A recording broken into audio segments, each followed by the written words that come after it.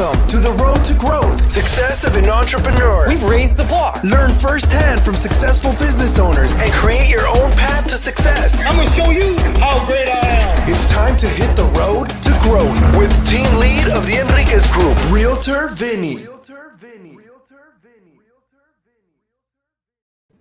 Hi, Road to Growth listeners. Today I have Corey Robinson. Hi, Corey. Thank you for being here on the Road to Growth podcast. Good morning. Thank you for having me. I'm excited to be here. Yeah, so you're the founder of Journey Real Estate, right? Yeah. So I'm up here in the North Bay area and founded Journey actually just about 4 months ago. So just moving over from a big box brand and moving from top producer to now team leader and kind of wearing that CEO hat, which is a fun, different change. And so. Well, transition. I mean, really, if people looked at the show notes, we'll see you've had a lot of transition throughout your career, and we're going to dive deeper into that. I mean, you've transitioned from one community to the next community, and I think for a lot of realtors, I mean, it's about building your network, building your base. And when you transition from another community, even though you might have a knowledge base, it's still finding a new network of people, adapting connections, and so on and so forth, right? Yeah, 100%. And I think that's a challenge. A lot of people see the real estate industry as like an easy thing to get into and go out and make easy money. But it's really hard, moving from, I was in San Diego for a while, grew up in Colorado, and then came out here. And I remember a couple of my buddies being like, what are you doing, man, getting into real estate in an area where you didn't grow up, you don't have any friends. And it was kind of crazy looking back. And I think it's one of those things that's kind of like, you don't know what you don't know. But that almost naive nature actually ended up helping me in the end, because I could push through and not give up and kind of have that combination of patience and persistence to make it work up here. Have you, you talked about growing up and did you have the plan to get into real estate when you were younger? Yeah. So a little background, I grew up in Colorado in the mountains, Aspen snowmass area. So I was pretty spoiled in that respect, where I got to see a bunch of beautiful homes and kind of grew up on the ski mountains. And throughout college, I was hired by a property management company, and we managed some pretty impressive properties where I was painting decks and power washing and just doing manual labor, digging fence holes. And, but they were at the houses of CEOs of Fortune 500 companies and these big, beautiful homes. And it kind of opened my eyes to loving the way a home works, for one, and also just kind of the mindset that someday, like, I kind of want to have a beautiful home and move in that direction of what's possible out there. How did you get that job originally? So growing up in that community, it's actually pretty tight knit. So my dad had a lot of connections. I actually grew up in my father's restaurant. And it was a great learning experience, great kind of service-based foundation. But my dad made the introduction to the company owner, who was actually a realtor and property manager.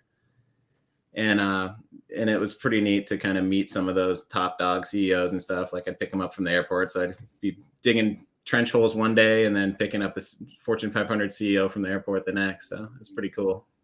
How old were you when you said you got the job?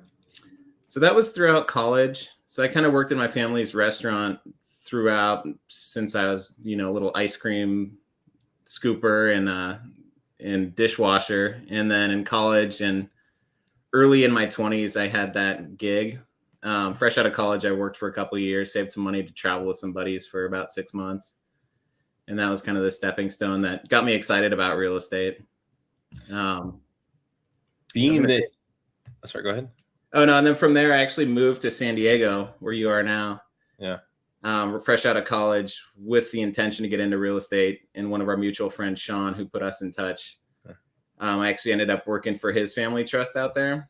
And his grandfather was a retired medical doctor from Bulgaria, who ended up owning a bunch of real estate, some residential, commercial, apartment buildings, condos. So it was pretty cool to kind of move out with the intention of real estate.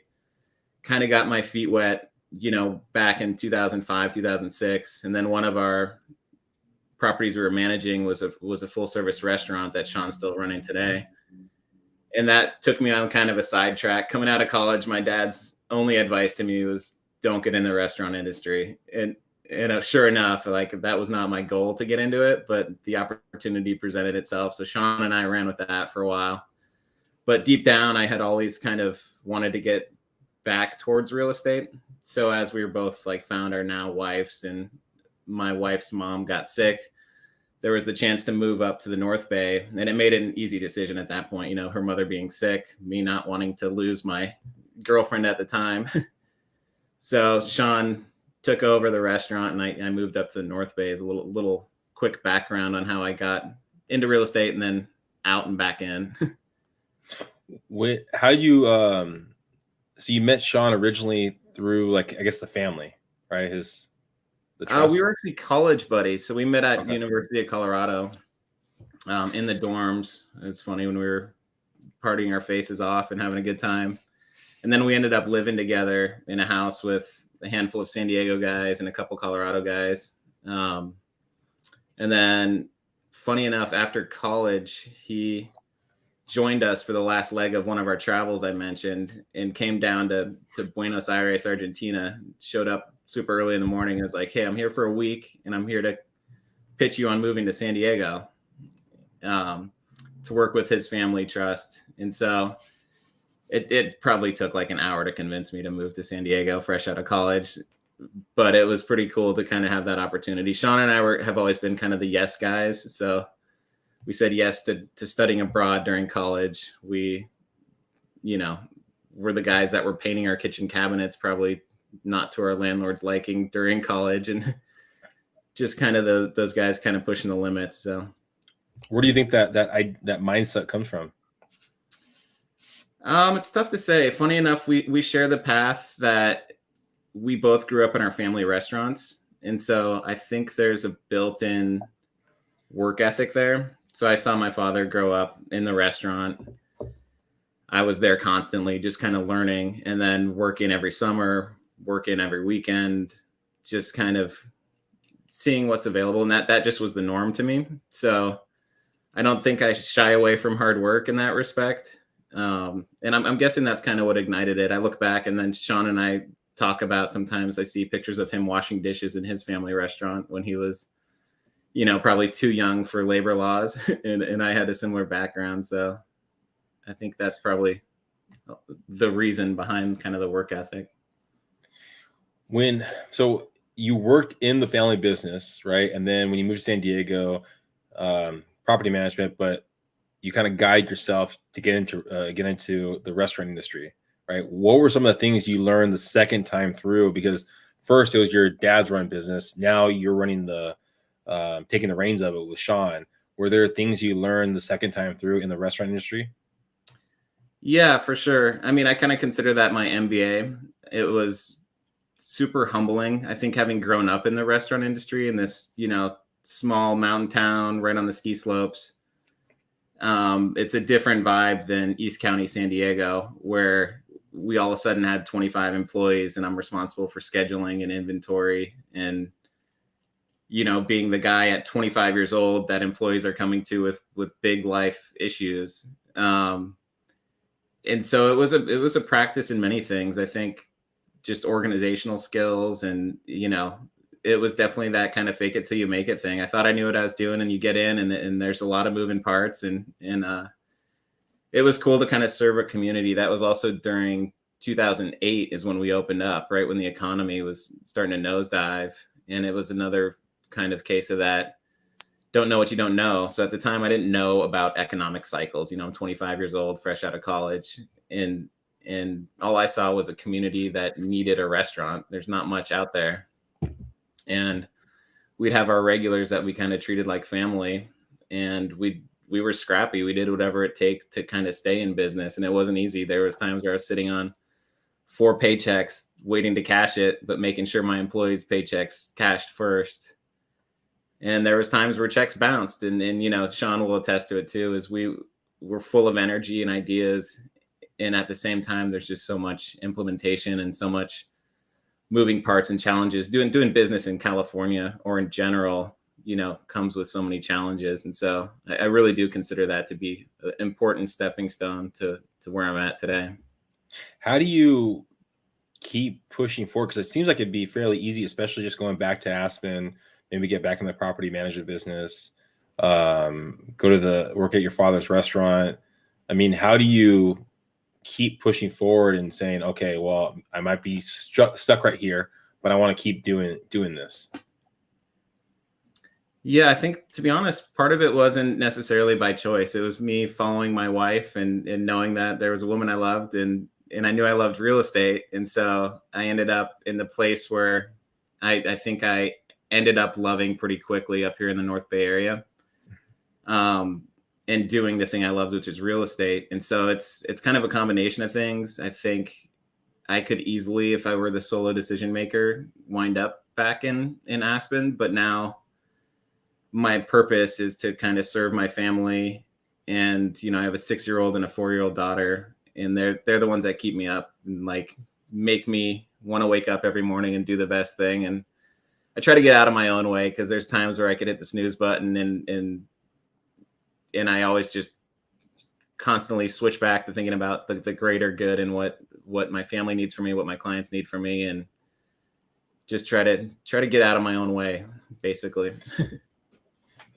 So it sounds like that you were in that down moment of the 2008, the chaos of what was going on at the restaurant, and an opportunity with your mother-in-law came about to come up to the North Bay. Is that kind of correct, or timelines wise?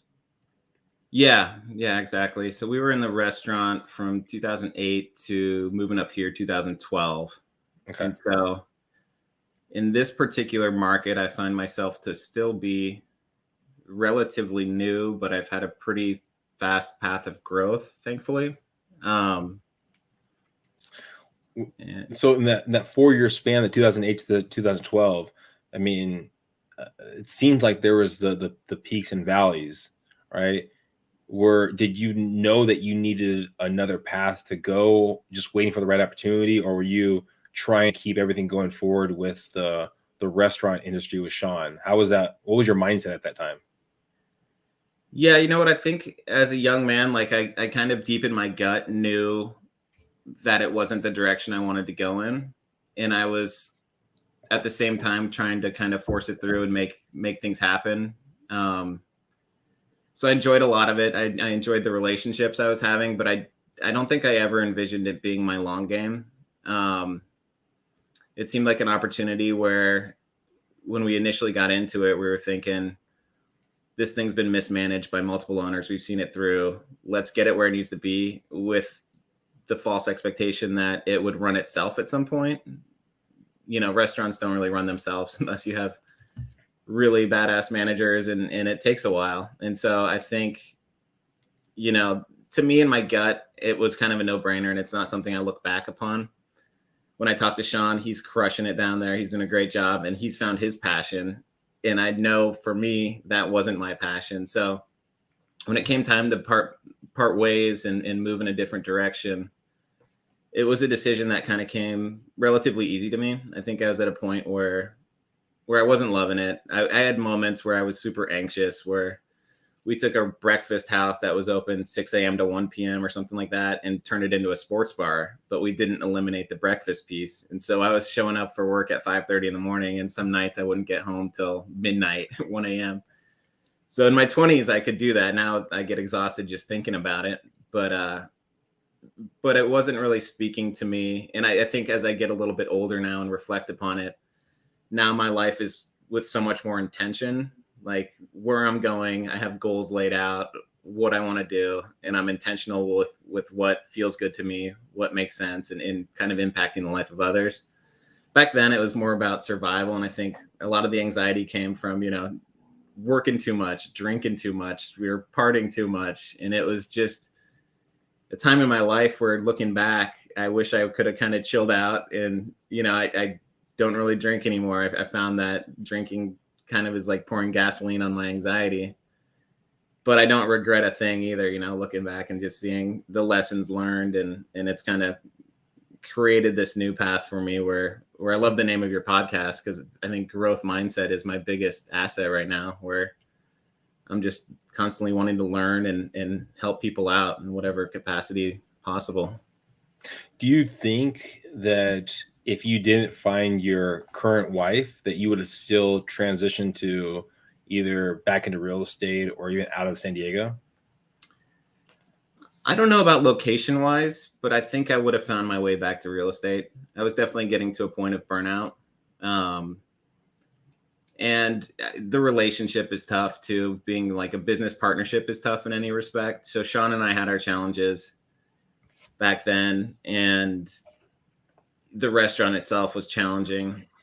We had conversations about a potential buyout, and I think that meeting my wife and the situation that presented itself kind of just pushed the process along quicker. But I think inevitably I would have found my way back to real estate, whether it be Colorado, San Diego, or Northern California. I think I eventually would have made my way to where I'm going here. So up to this point, before you get to North Bay, or the Bay Area, the north part of the Bay Area,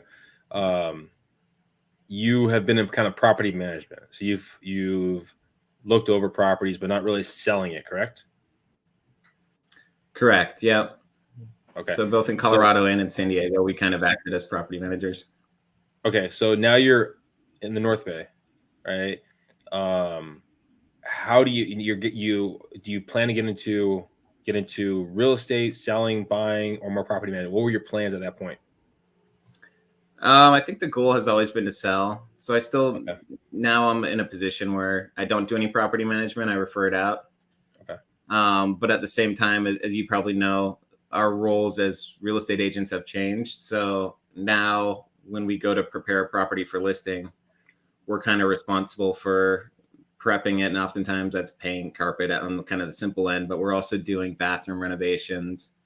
I'm in the middle of like a $70,000 renovation for an upcoming listing right now. And so I think that the background in property management and how things work has really served me well.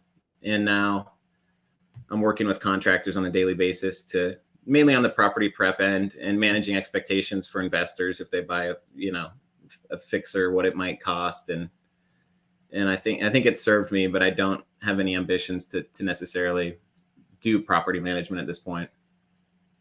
So when you made the move and you're up there, right? What was the process? What was the structure? What were the steps you took to go forward into real estate up there?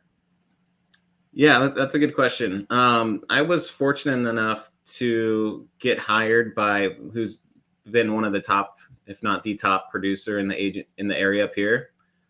So I had my license and I had the ambition, but nowhere to go. So I found a job as the director of marketing for this top agent. She was doing like 130 million a year, something like that, operating mainly in the high end.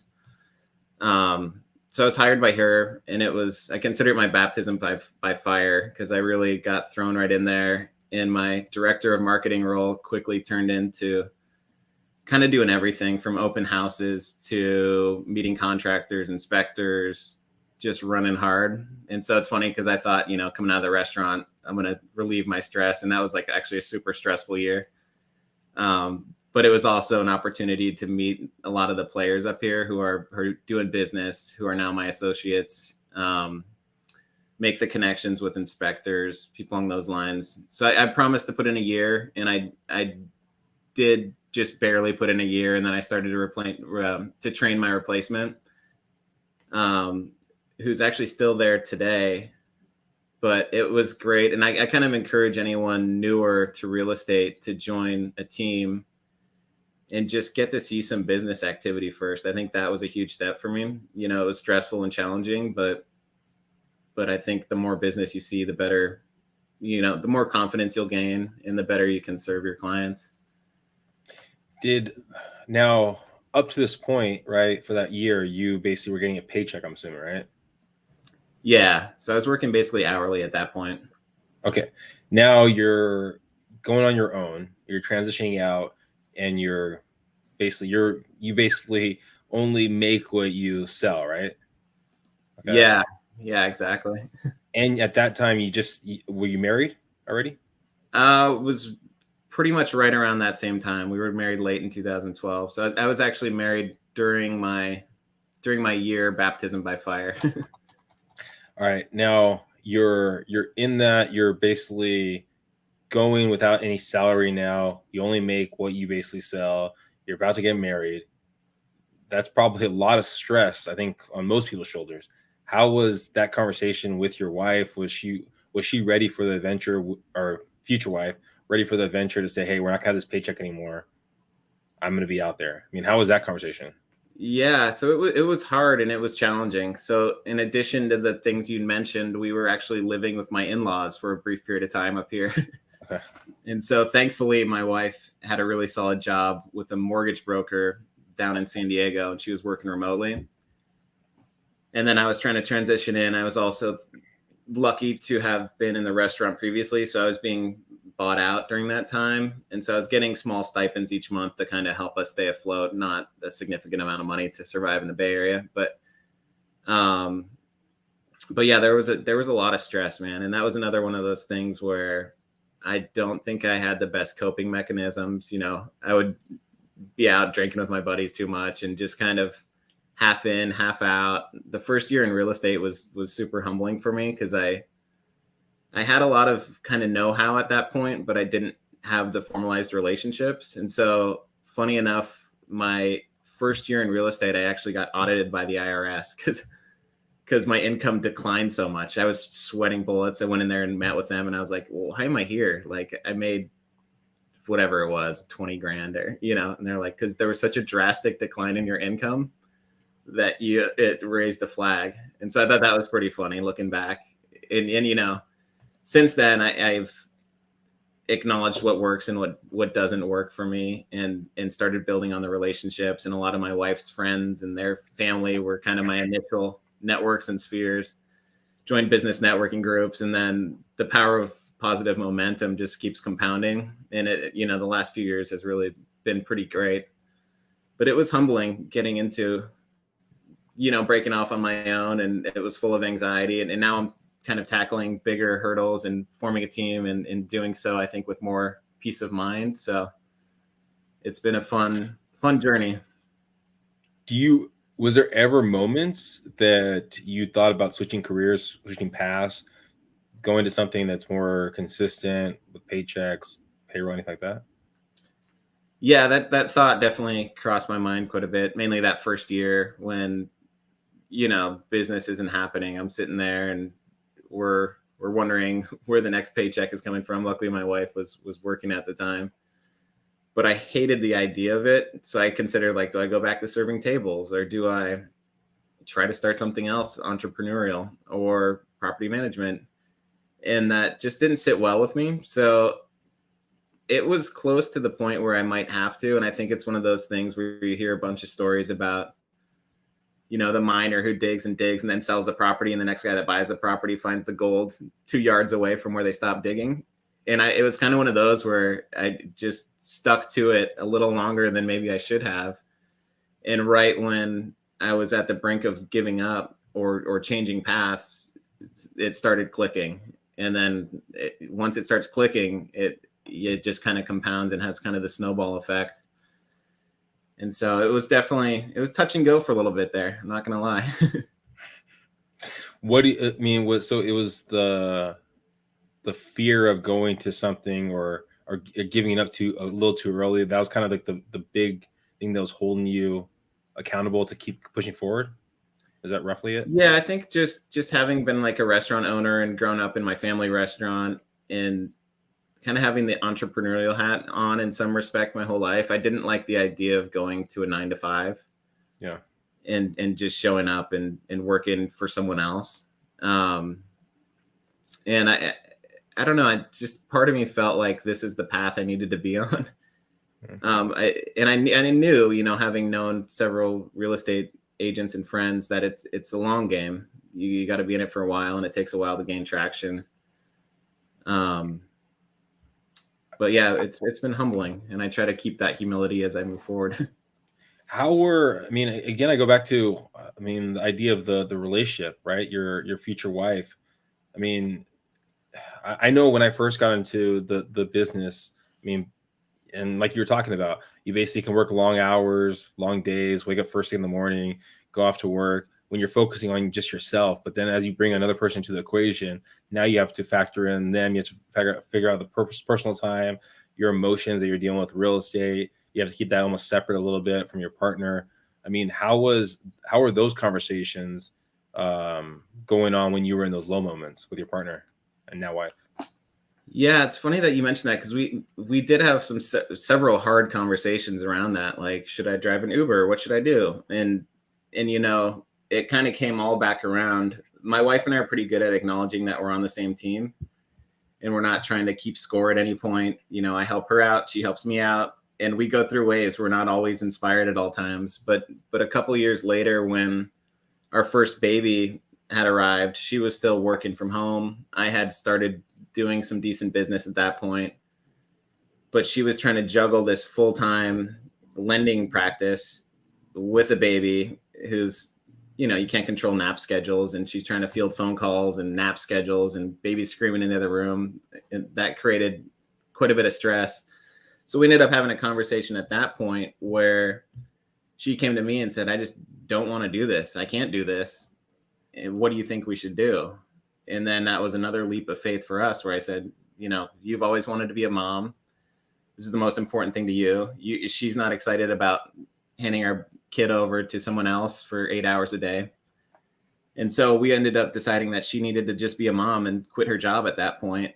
And so it was cool that, she was there to support me when I was kind of struggling and trying to scrap my way through it. And then since then, I've been able to support her in her ambitions to be a mom. And that's not the way it is for everyone. Some people prefer to work through parenthood. But we've had a lot of hard conversations over the years. And I think it's been cool to have her in my corner, regardless of kind of where I'm at. And she knows that I'll reciprocate that for her. And there's lulls in real estate too, where you're like, what am I doing? She's like, do I need to get a job early on? And I'm like, you're good. We're good. So it's kind of a little bit of faith just in the process. And then I think just like I said, I think that's the biggest advice I give to anyone getting married, is just recognize constantly that you're on the same team and you're working towards the same common goal. And now too, one of the biggest things that keeps me sane in this environment is just the gratitude practice. So every morning I wake up and write down 10 things I'm grateful for. And every night we lay in bed with our 4-year-old and 6-year-old and we talk about what we're grateful for, which is hilarious with a 4-year-old and 6-year-old. But it's funny too that they're catching on to some of the things that we say. So we bought a new home last year, and my wife and I are constantly saying how we're grateful for this home we live in. And it's also a good time for my wife and I to acknowledge each other, that she acknowledges that I wake up early in the morning and I work my tail off. And I acknowledge that she's doing everything around the house and cooking meals. And we have kind of that role thing where I think sometimes the grass is greener and we see each other and we think, man, I wish I was at the park right now, or I wish I was in the swimming pool with the kids, but instead I'm grinding. But at the end of the day, we support each other and we acknowledge that. And that intentional practice has really, I think, helped our relationship a lot. Where did you pick up that practice? It's kind of everywhere you look these days is people talking about gratitude. And I think it's changed over time a little bit. I used to just do my morning, like I had a 5-minute gratitude journal where I'd write down things I'm grateful for. And over time it's evolved. And then I found it to be so important to include my kids in that process too, because it gives you such an important perspective. It's so easy to be upset and like looking at the news and the media and what's going on around the world. But if you're intentional about practicing gratitude, I think it really gives you perspective. Like, we live in an amazing, safe environment. We have food in the fridge. We have a roof over our head. And just giving you a perspective of all the good things in your life just creates such a healthier mindset. So I've been implementing a gratitude practice for probably 5 or 6 years now, and it's made a world of difference for me. If let's say we're talking, let's say in 5 years from now, where do you see yourself, your business? Where do you see that going? Yeah, in fact, funny you ask. I've done a lot of planning kind of around that. So having just started Journey Real Estate, what I envision happening with that is creating my own little SEAL team around me with probably 3 to 5 agents working directly with my core team, a few admins, and then I'd like to get maybe 20 agents or so working under the Journey umbrella and having me empower them to build their own personal brands. And I've also, my younger brother, half brother's moving out in a couple months from Colorado to help me out. And the long game there is hopefully to open a branch in Colorado. So 5-year, my vision is to spend a month in the winter, a month in the summer out in Colorado, helping build business out there. And I'd like to have business in both locations. It's kind of my vision, which is a big, hairy, audacious goal. But, you know, I think that's how it all starts. You got to set the intention and move towards it. What do you've transitioned from a couple different communities. What did you learn? I mean, is there something you're going to take away from the transition that you did here compared to what you're going to do in Colorado in a couple years? Anything different? Yeah, I think each market has its own kind of nuance to it.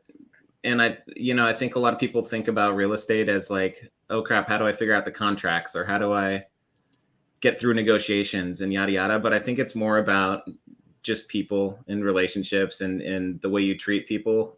And I've learned by now kind of what opens doors and what works. And a lot of that is just becoming human, so treating everyone, with kindness. And I found that to be true with my inspectors I come to know and like, and contractors and people in my business networking groups. You care about them, you take care of them, and it ends up reciprocating. So I think for me, if whatever market I'm in, if you kind of stick with the giver's gain, I always try to give out referrals at every opportunity, help spread the love and the knowledge at every opportunity. And there's so much information available these days that I think there's really opportunity to thrive in any market, especially if you team up with the right people and you kind of go into it with the right mindset and over communicate every step of the way. Makes sense. I mean, if you could talk to maybe a young realtor, even yourself, that person that was transitioning from down south, I mean, is in those low moments, any kind of feedback, any kind of words of wisdom that you provide to that person? Yeah, I think part of it is just persistence and consistency. So whether or not you have a robust database, I'd say still just set a routine, wake up at a reasonable hour, do the action steps. And a lot of it is personal growth too, right? So you just create the best version of yourself and put yourself out there in the world. And I'm a big believer in the universe kind of reciprocating. So if you're putting one foot in front of the other and doing what's right and putting in the work, I think good things will come. And I guess that would be my advice. The other thing that I think a lot of newer agents don't acknowledge, and maybe I didn't acknowledge when I was newer, was the importance of relationships within the industry. So right now that's becoming super important as we're in this crazy seller's market and every property is getting 10 offers. But those relationships, when I'm the recipient and the listing agent and I'm looking at 10 offers, the agents whom I know and I like and I've worked with kind of surface to the top a lot quicker. And I see a lot of agents just being jerks out there. And it's like, don't be a jerk. These people are our colleagues. And, we're going to cross paths again. We're going to work together again. And I think just acknowledging that, and that goes for communication too. Just last week, I sent out an email about a property, just inquiring, hey, are there more photos? When are you looking at offers? Just simple questions. And I got like a 2-word response, like, no, don't know. And I'm like, just say please and thank you. And, just recognize that it doesn't take much longer to just throw in a little bit of kindness. And I think that goes a long way. Yeah, I mean, I think a lot of it, and it changed for me, I think, over time, was the idea of coming from scarcity to abundance. And when you're basically having the communication with the other realtor, right, you're being friendly, but also I think some people, they look at it, well, why am I going to give information to my competitor? Maybe I'll try to find a way to double end this deal. What the reality is, there's enough business out there. If you're not double ending this deal, I mean, you can be prospecting for another deal and have this relationship, and he can help you out with your buyer and so on and so forth. So it's just changing the way you look at things. But I think a lot of people come from that scarcity mindset. Yeah, I totally agree. And I think they try to hold their cards so close to where it's like suffocating themselves because it's not helping progress the deal that they could potentially have. They're, talking too much and not listening, and it's interesting to see because you can kind of spot it from a mile away now when someone's bluffing or just it's so much more productive to just communicate. And I think the younger generation too, like another little tidbit of advice would be not to lean on text messaging too much. Like pick up your phone and call people. And I think that's how a lot of business is getting done. And if you rely too much on text, you'll lose context and you'll miss opportunities to kind of pick up on little clues and things you should be knowing along the way. Yeah. Thank you for being on the podcast. If someone's looking in the Bay Area, or maybe they're listening to this in a couple of years from now, and looking in Aspen, what's the best way of them reaching out to you? Yeah, so I'm anywhere you look online. Instagram, I'm pretty active on there. So it's at north.bay.all.day. So North Bay all day. Also, you can look up Journey Real Estate, and we're active on most platforms. I haven't gotten around to TikTok, and I'm not too active on Twitter quite yet, but I hired a full-time virtual assistant. So hopefully we'll be more visible in more places soon here. Fantastic. Well, thank you again for being on the podcast. Hopefully everyone listening got some great nuggets right there. I mean, I think for at least for my takeaways, it's about relationships. I mean, be open with yes. You might be in a down moment, but keep that positivity, keep the relationships going, and you don't know what door is going to open up. It seems like for you, I mean, the door opened up from managing some properties in Aspen, and then the opportunity to move to San Diego, and then from there coming up to the Bay Area. I mean, these were opportunities that if you didn't build those relationships, they wouldn't have been there for you. It seems like for the most part, right? 100%. Yeah. I think relationships led me every step of the way and kind of continue to drive me. So, well, thank you again for being on here. Everyone listening, please subscribe, please share. If you're looking in the Bay Area or looking at Aspen, reach out. Thank you guys. Please subscribe, share, and thank you for being here again. Have a great day. Thanks so much for having me, brother.